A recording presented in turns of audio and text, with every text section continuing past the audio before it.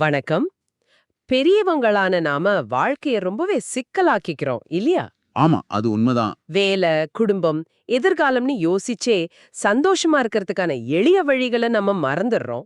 ஆனா doctor Wayne Dyer, Christina Tracy எழுதின incredible you ஒரு புத்தகம். நீங்க தான் இத பத்தி சொன்னீங்க. ம். இது ஒரு குழந்தைகள் புத்தகம்.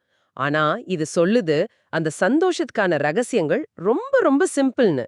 சோ இன்னைக்கு நாம எல்லாரும் மறுபடியும் குழந்தைங்களா மாறி இந்த 10 எளிய பாடங்கள் மூலமா நம்மளோட இந்த சிக்கலான வாழ்க்கைய எப்படி புதுப்பிக்கலான்னு ஒரு பயணம் போகலாம். ரொம்ப சரியா சொன்னீங்க.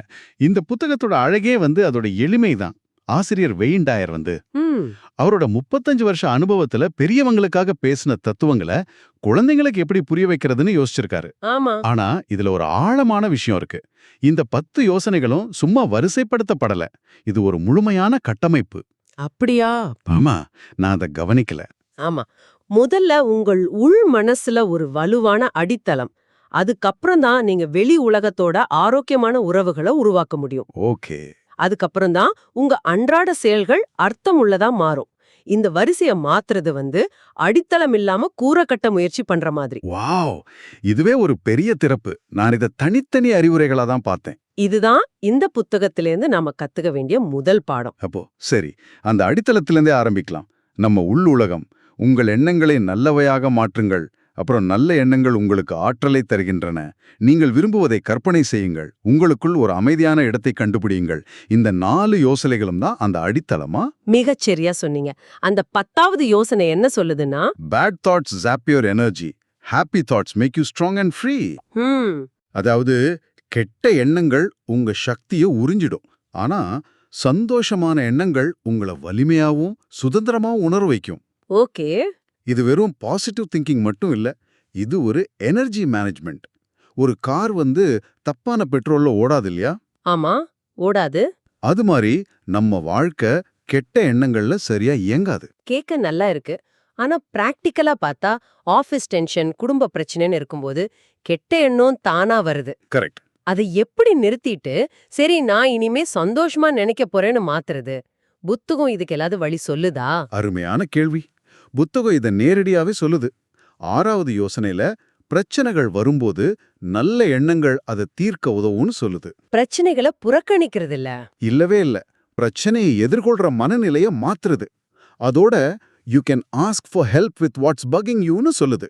அதாவது உதவி கேட்க தயங்காதீங்கன்னு. ஆமா, பல நேரம் நம்ம தனியா போராடுறது தான் நம்ம சக்தியை உறிஞ்சிடுது. உதவி கேட்கலாம். அதோட and never forget God is always there tooன்னு குறிப்பிடுறாங்களே, கடவுள் எப்போதுமே இருக்காருன்னு. இது ஒரு மத நம்பிக்கையை சார்ந்ததா? புத்தகம் கடவுள்ன்ற வார்த்தையை பயன்படுத்துது. அத குழந்தைங்களுக்கு எளிதா புரியும். ஆனா அதோட ஆழமான கருத்து என்னன்னா, நீங்க தனியா இல்ல. ம், உங்களை விட ஒரு பெரிய சக்தியோட நீங்க இணைக்கப்பட்டிருக்கீங்கன்ற உணர்வு.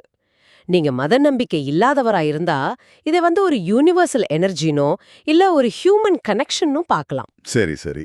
அந்த இணைப்பு ஒரு தைரியத்தை கொடுக்கும். எக்ஸாக்ட்லி, அதுதான் முக்கியம். சரி, இந்த பாசிட்டிவ் மனநிலையை உருவாக்க அந்த அமைதியான இடம்ன்ற 4வது யோசனை உதவுதுன்னு நினைக்கிறேன்.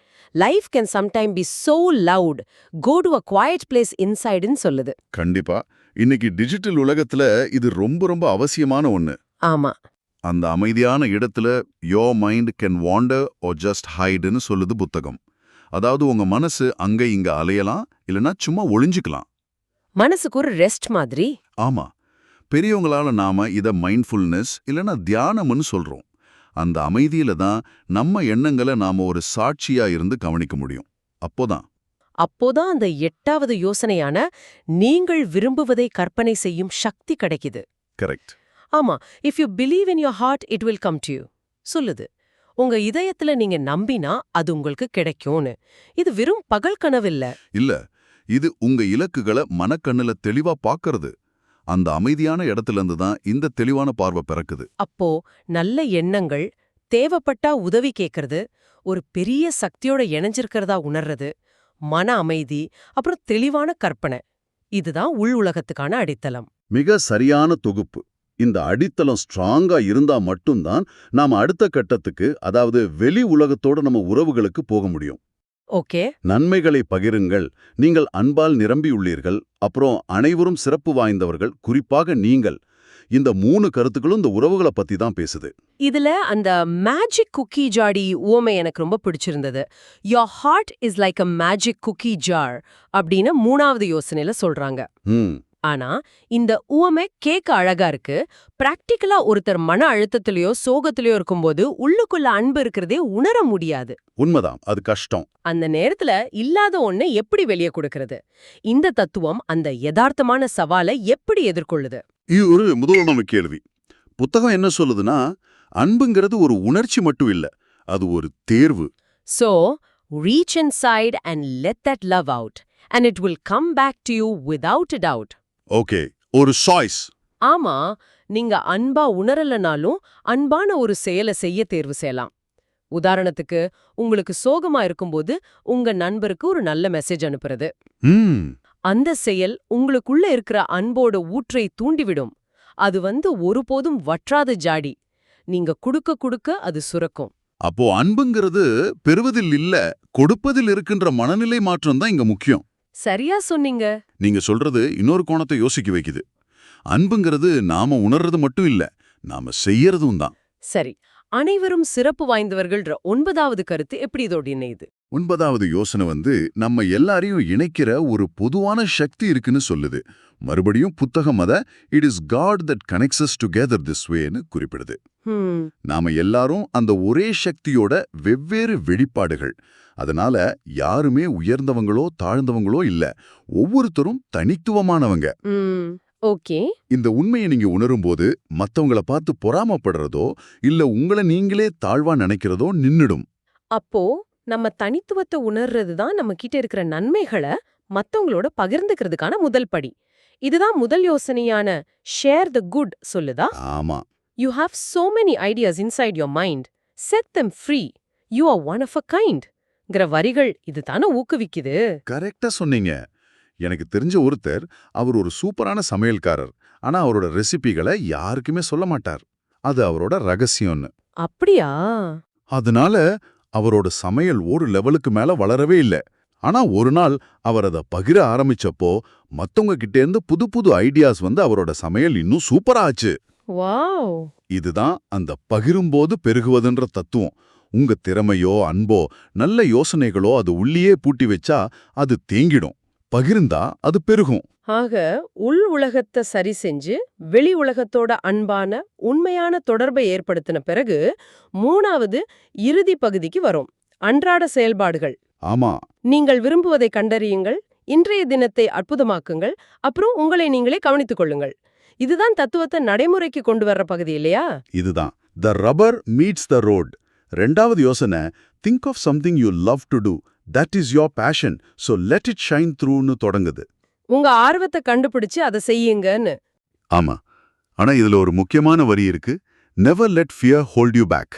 பயம் உங்களை தடுக்க ஒருபோதும் அனுமதிக்காதீங்கன்னு. இந்த வரி என்ன கொஞ்சம் யோசிக்க வைக்குது. பயப்படாதேன்னு சொல்றது சுலபம். ஆனா பயம்ங்கிறது ஒரு உண்மையான உணர்ச்சி.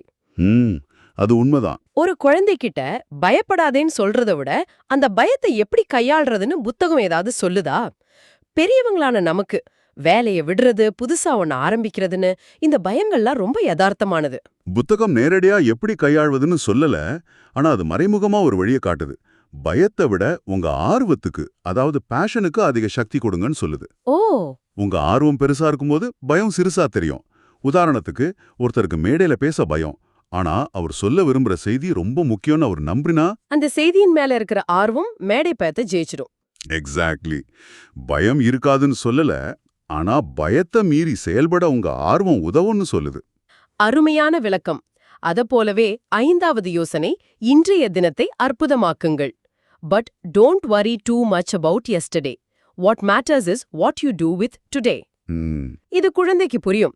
ஆனா கடந்த கால தவறுகளால ஏற்பட்ட கடன், உடைந்த உறவுகள்னு சுமை சுமக்கிற ஒரு பெரியவருக்கு நேற்றைய பத்தி கவலைப்படாதேன்றது எப்படி பொருந்தும்? இது கடந்த காலத்தை முழுசா மறக்க சொல்லல, கடந்த காலத்தோட கைதியா இருக்காதீங்கன்னு சொல்லுது. Okay, prisoner of the past. ஆமா.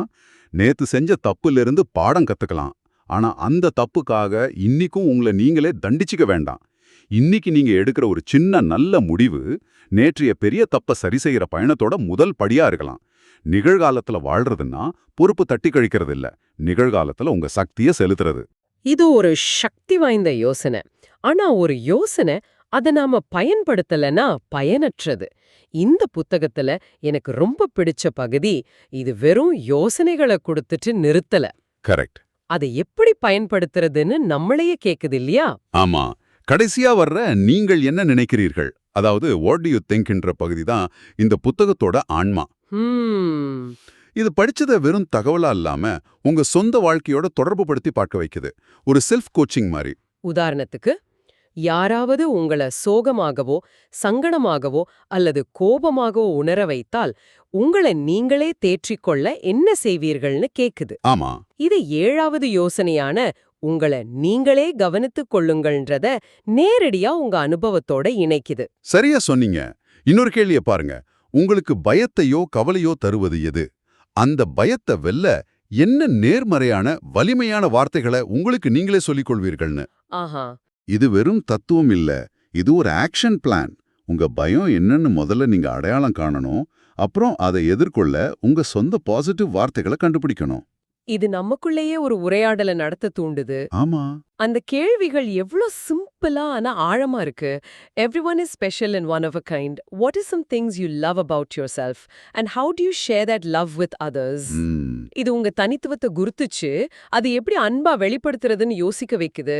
Do you bake cookies for your friends or pick flowers for your mom? கேக்கும்போது அன்புங்கிறது பெரிய தியாகங்கள்ல இல்ல, இந்த மாதிரி சின்ன அன்றாட செயல்கள்ல தான் இருக்குன்னு அழகா உணர்த்தது. ஆமா, இந்த கேள்விகள் மூலமா ஆசிரியர் ஒரு முக்கியமான விஷயத்த செய்றார். அவர் உங்களுக்கு பதில்களை கொடுக்கல, பதில்களை நாமளே கண்டுபிடிக்க வைக்கிறார். கரெக்ட். சரியான கேள்விகளை கேட்கறதன் மூலமா உங்ககிட்ட இருந்தே பதில்களை வரவழைக்கிறார். ஏன்னா உங்க வாழ்க்கைக்கான பதில்கள் உங்ககிட்ட தான் இருக்கு. ஆக இன்கிரெடிபிள் யூன்ற இந்த சின்ன புத்தகம் குழந்தைங்க மூலமா பெரியவங்களுக்கும் ஒரு தெளிவான வாழ்க்கை வரைபடத்தை கொடுக்குது. ஆமா, முதல்ல உள் உலகத்தை எண்ணங்களாலும் அமைதியாலும் பலப்படுத்துறது. அப்புறம் அந்த உள் வலிமையிலேந்து வெளி உலகத்தோட அன்பையும் தனித்துவத்தையும் பகிர்றது.